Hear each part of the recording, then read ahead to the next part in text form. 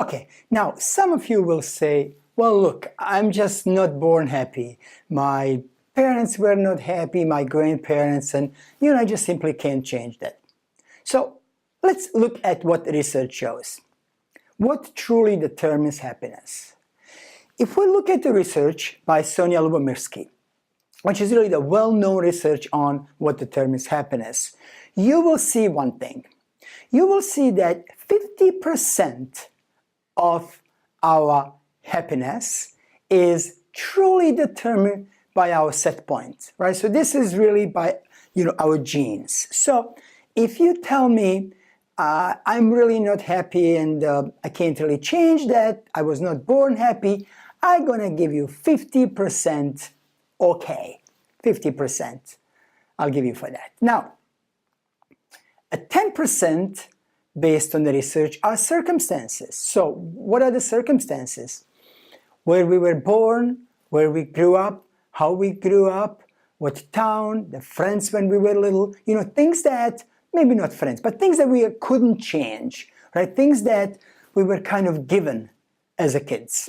Okay, so here's a 10%. So I give you 60% that maybe you're really, really unhappy and you can't change. You cannot change 60% of your life.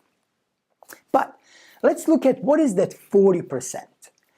40% of what we do is 40% of our happiness, 40% of our life is truly based on intentional activities. 40% is based on what we do every day. So basically what this research suggests is that 40% is based on what we truly do. So in our everyday life, it basically suggests that yes, you can become happier if you decide to intentionally do things that we're going to learn in this program that will help you become happier. Now, anytime I teach and talk about research, I want to make one thing very clear. Does this really mean that for you is, definitely 50% set point and 10% is circumstances and 40% exactly is intentional activities? No, of course not.